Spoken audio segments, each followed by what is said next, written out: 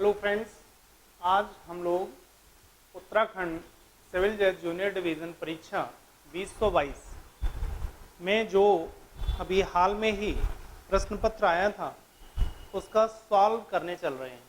Number by number, question by questions हम इसको आपके साथ सॉल्व करेंगे और इनके करेक्ट आंसर क्या हैं इस चीज़ को देखने का प्रयास करेंगे। ये जो हमारी श्रृंखला है पेपर सॉल्व करने की, ये कई पार्ट्स में आप लोगों को मिलेगी। मैं पार्ट बाय पार्ट इसको डिस्कस कर रहा हूँ। आईपीसी में जो क्वेश्चंस पूछे गए हैं उनको सॉल्व कर रहे हैं, उनको एक साथ डिस्कस कर रहे हैं। आइए, पहला क्वेश्चन है, A has knocked down 2 teeth of B. A has committed the offence, 2 दांत गिरा दिए हैं, घोर उपपत्ति का अपराध कर रहा है।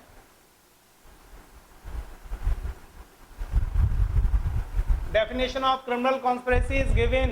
डेफिनेशन पूछी गई है किस चैप्टर में, डेफिनेशन किस चैप्टर में दी गई है क्रिमिनल कॉन्स्पिरेसी की। आप सभी लोगों को मालूम है दुष्प्रेरण के बाद ये डेफिनेशन दी गई है और योर आंसर इज 5A, जोड़ा गया है इसको। Next, when the right of private defense of property does not extend to causing death, कब संपत्ति की प्राइवेट प्रतिरक्षा का अधिकार का विस्तार मृत्युकारित करने का होता है? रात्रि गृह वेदन में होता है, लूट में होता है, और इसके साथ ही में आप देखेंगे theft as reasonably caused apprehension of death if right to private defense not exercised, इसमें भी होता है। एक ऑप्शन आपको मिल रहा है, रिस्ट और गृह अतिचार में ऐसा नहीं होता, option B. Next question, under Indian panel Code 1860 when the right to of private defense of the body extend to causing death, भारतीय दंड संहिता में शरीर की प्रतिरक्षा का अधिकार मृत्युकारित करने तक कब विस्तारित हो जाता है? ध्यान रखिए जो ऑप्शन दिए गए, मृत्यु होने का भय है, व्यापरण में भी है, अम्ल के द्वारा हमला में भी है। आपका आंसर होगा all of these.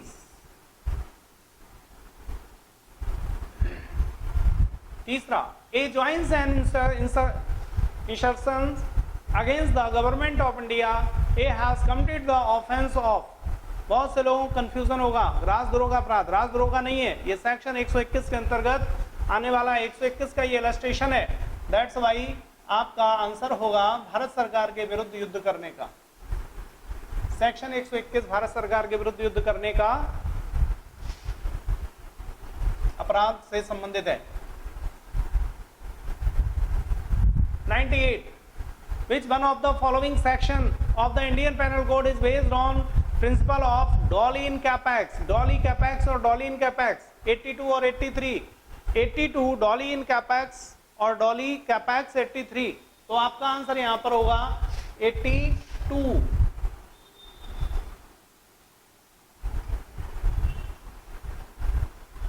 Next question, disclosure of identity of victim of rape is punishable in Indian panel code under section, बलात्संग की पीड़िता की पहचान का प्रकटीकरण भारतीय दंड संहिता की धारा में दंडनीय है। आपका क्वेश्चन है और योर ऑप्शन इज, आपको यहां पर दिए गए हैं सेक्शन 228, सेक्शन 228 दिया गया है और सेक्शन 228A दिया गया है, सेक्शन 229 दिया गया है और सेक्शन 229A दिया गया है, और आपका ऑप्शन है section 228A।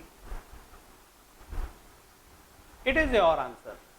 Now next question, यहां पर सुमेलित करना है, क्वेश्चन नंबर 100 में सुमेलित करना है। निम्नलिखित में से कौन सा सही सुमेलित नहीं है? अब देखिए यहां पर देखेंगे offence section of IPC, extortion 383, extortion की डेफिनेशन 383 में दी गई है।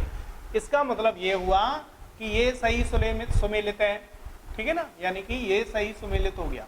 नाउ डकैती 391 में, 390 में लूट की डेफिनेशन है और 391 में डकैती की डेफिनेशन है, ये भी सही सुमेलित है। रॉबरी, लूट 389 में इसकी डेफिनेशन नहीं है, इसकी डेफिनेशन कहाँ है? सेक्शन 390 में। इसका मतलब यही ऑप्शन ऐसा है जो सही सुमेलित नहीं है। थेफ्ट 378 डेफिनेशन दी गई। ध्यान रखिएगा कि यहां पर सभी डेफिनेशन क्लॉज पूछे गए हैं, सभी डेफिनेशन क्लॉज पूछे गए हैं, इसलिए उसी का आपको सर्च करना है। Now section 101, A hangman who Hanks the prisoner in pursuant to the order of the court is exempted from criminal liability by virtue of which section of IPC 1860। तो किस धारा से उसको मुक्ति, दायित्व से मुक्ति प्राप्त होगी? ध्यान रखिएगा, यहां पर आपका ऑप्शन होगा 78। 77 में जजेस मजिस्ट्रेट को मुक्ति प्राप्त है। ए incites a dog of spring upon jets without jets consent with the intention to annoy jets, here A has committed the offense of। A एक कुत्ते को जेट की सहमति के बिना जेट को परेशान करने के आशय से जेट पर कूदने के लिए उकसाता है। ये एग्जाम्पल है, ये एक इलस्ट्रेशन है आपराधिक बल प्रयोग का। अंडर सेक्शन 350 आप इस इलस्ट्रेशन को पढ़ेंगे। नेक्स्ट,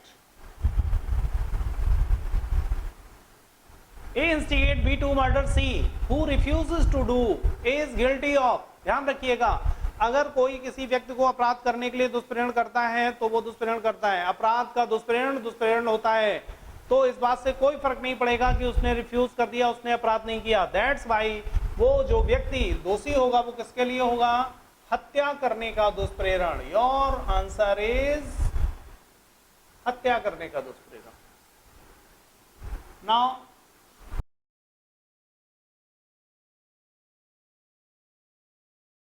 एक जमींदार भाटक देने को विवश करने के लिए अपनी रैयत को यातना देता है। ए भारतीय दंड संहिता की किस धारा के अंतर्गत दंडनीय है? Section 329, section 333, section 330, section 331।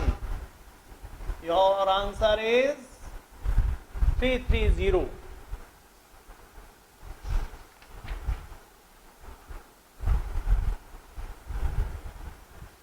Next, A denied food to his wife B for several days by keeping her confined in room with intention to accelerate her death. B anyhow managed to escape. What defense A has committed? ये माननीय उच्चतम न्यायालय के एक निर्णीत मामले पर आधारित तथ्य हैं। ये मामला 307 का है, ठीक है ना? इसलिए आपका जो आंसर होगा यहाँ पर सर्च करना होगा कि कहीं पर हत्या का प्रयास लिखा है या नहीं लिखा है, और अगर हत्या का प्रयास लिखा है तो वही आपका आंसर होगा। नेक्स्ट क्वेश्चन,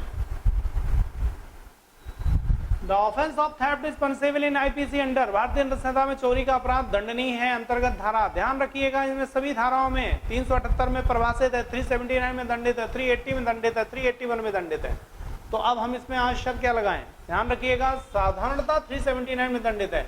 अगर किसी की प्रेमाइसेस के अंदर, जैसे ये 380 है, अगर प्रेमाइसेस के अंदर घुसकर चोरी करोगे तो 380 लागू होगी, और अगर स्टेटस के आधार पर चोरी करोगे तो 381 होगी। जनरली जो धारा है वो 379 है। आपका करेक्ट आंसर इज द 379।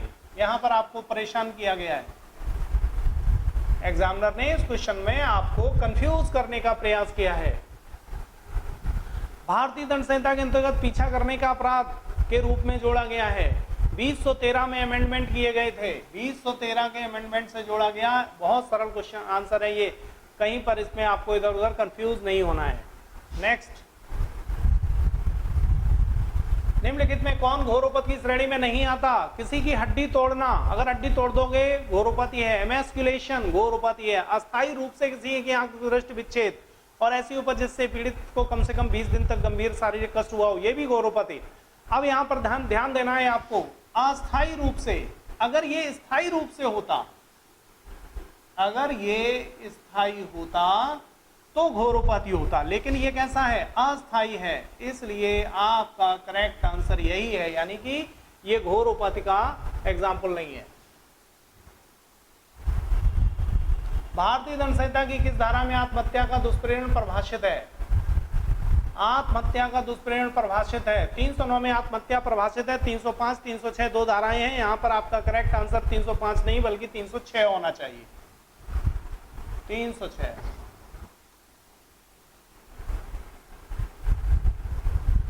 एक 110 punishment for dowry death under section 304B of Indian panel Code 1860।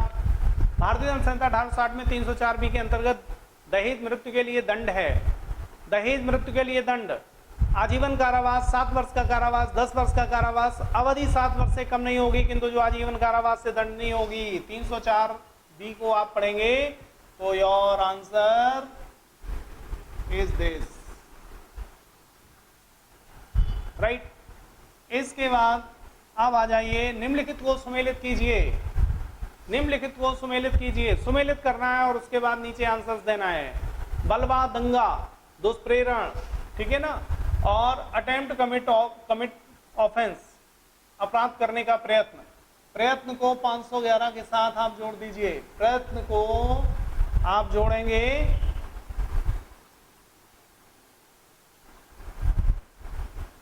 प्रयत्न को जोड़ दीजिए 511 के साथ, तो इसका मतलब D1 हो गया आपका, D1 हो गया।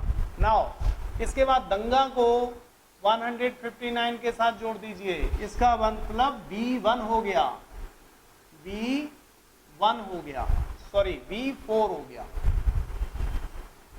इसके बाद एबेटमेंट, एबेटमेंट का जो ऑप्शन आपका यहां पर है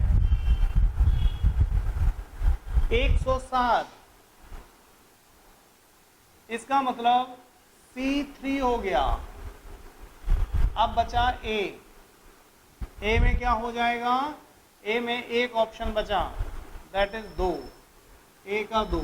अब देखो A2, B4, C3, D1 कहीं पर है क्या? A2, B4, C3, D1, your answer is the C। Now आगे कंटिन्यू करते हैं। Criminal conspiracy is defined in Indian panel Code 1860 under भारतीय दंड संहिता 1860 में आपराधिक षड्यंत्र परिभाषित है, दंडित नहीं। 120A, 120B दो धाराएं हैं। 120B में पनिशमेंट है,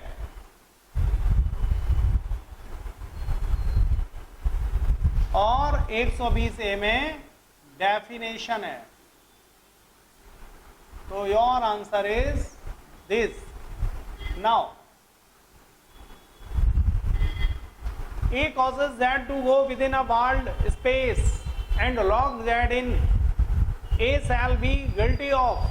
अब यहां पर देखिए, उसने इसको एक वाल्ड स्पेस के अंदर बंद कर दिया और यहां से ताला लगा दिया। यहां पर Z है, यहां पर Z है, ये कहीं से निकल नहीं सकता। तो इसने कौन सा अपराध किया? दैट इज द सदोष परिरोध। Which one of the following is essential ingredient for the offense of theft under section 378? Essential ingredient पूछा है, एक ही essential ingredient यहाँ पर है, that is the dishonestly intention। 115 How many type of punishment have been mentioned under section 53 of Indian Penal Code 1860? ये बड़ा confusion है, आयोग इसमें कुछ भी कर सकता है। 6 प्रकार के दंड हुआ करते थे, जिसमें से एक रिपील कर दिया गया, बचे 5। अब आपका आंसर आयोग 6 करेगा या 5 करेगा, ये आपके नसीब पर निर्भर करता है। 6 किया जाना चाहिए। रिपील किया गया है लेकिन वो अंक खत्म नहीं किया गया है, अभी अंक वहां पर है, सिर्फ भाषा रिपील है, इसलिए 6। 116 the punishment for gang rape, ये यहाँ पर गलत लिख दिया गया है, यहाँ पर होना चाहिए था गैंग रेप, ठीक है ना, गैंग रेप है। भारतीय दंड संहिता धारा 378D के अंतर्गत सामूहिक बलात्कार के लिए सजा का उपबंध है, संशोधन हो चुका है, ध्यान रखिएगा, 20 वर्ष।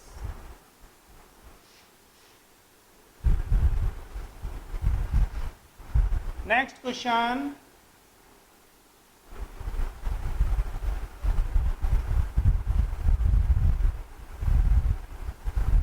in which one of the following cases section 303 of the Indian Penal Code 1860 was declared unconstitutional? कई बार पूछा जा चुका है। मिट्ठू versus state of Punjab, unconstitutional घोषित कर दिया गया था। A offer bribe to B who is a public servant, B refuses to accept the bribe, A is punishable in IPC under, ये जो कुछ भी है वो सेक्शन 116 का दृष्टांत है। आगे बढ़ेंगे। Provision relating to harbouring deserter has been prescribed under Indian panel code. In भारतीय दंड संहिता में अभित्याजक को संश्रय देना उबंधित है किस धारा के अंतर्गत?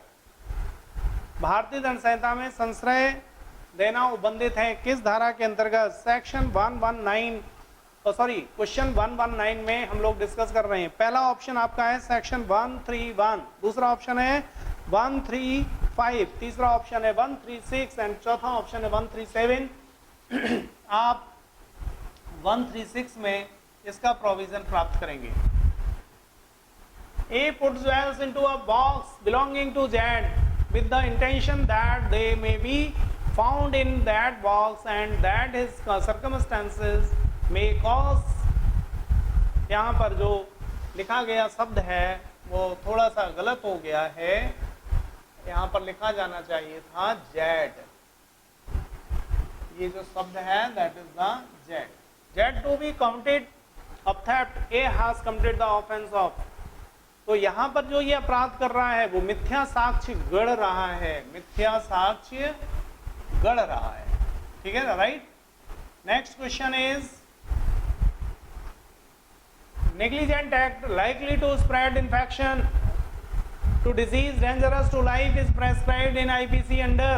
भारतीय दंड इच्छापूर्ण कार्य जिसके जीवन में संकटपूर्ण रोग का संक्रमण फैलाना संभाव्य उपबंधित है। सेक्शन 269 में ये उपबंधित है।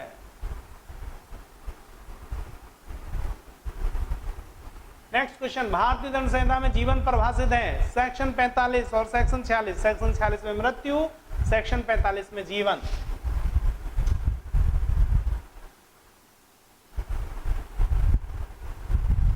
Next question, section 41 of Indian panel Code prescribe definition of. भारतीय दंड संहिता धारा 41 किसकी परिभाषा को उपबंधित करती है?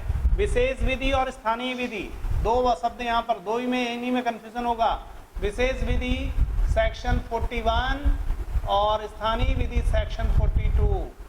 तो your answer is the special law.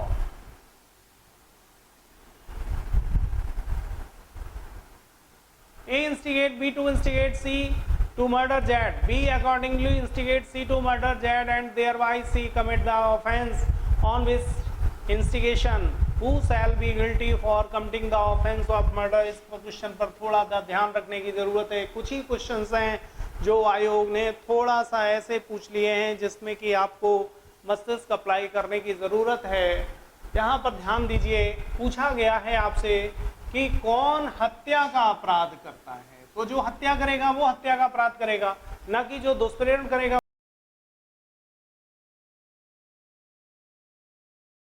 वो हत्या का अपराध करेगा। इस मामले में देखिए कि जो सी है उसने हत्या का अपराध किया, जबकि जो ए और बी है, ए एंड बी है, वो लोग उकसा रहे हैं, यानी कि एबट कर रहे हैं। तो ए बी ने हत्या का दुष्प्रेरण किया है और सी ने हत्या का अपराध किया है। तो यहां पर पूछा है कौन हत्या के अपराध का दोषी है? Your answer is only C.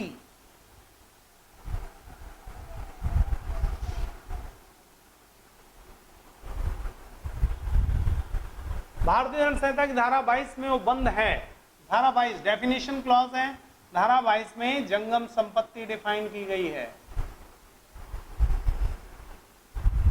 Code of justice is defined in Indian panel code under. भारतीय दंड संहिता न्यायालय को परिभाषित किया गया है, ये भी डेफिनेशन क्लॉज है।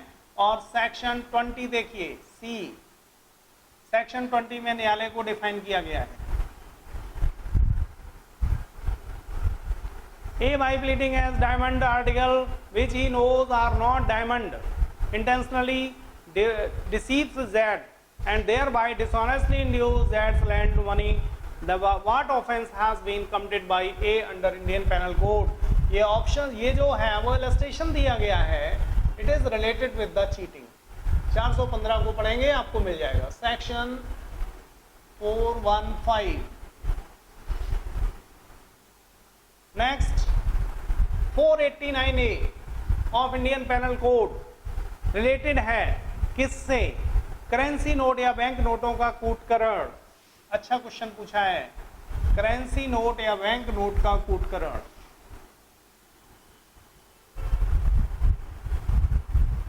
A makes an attempt to pick the pocket of Z by thrusting his hand into Z's pocket. A fails in the attempt of the consequence of Z's having nothing in his pocket. A is guilty of. Z की जेब में हाथ डालकर Z की जेब से कुछ निकालने का प्रयास करता, उसकी जेब खाली थी, किस अपराध का दोषी है? It is the illustration given under section 511 अर्थात चोरी का प्रयास। सेक्शन 511 का दृष्टांत है ये। नेक्स्ट, भारतीय दंड संहिता के अंतर्गत बैंककार पर दिया गया चेक क्या है? अभिलेख है, कूटकरण है, मूल्यवान प्रतिभूति है और इनमें से कोई नहीं।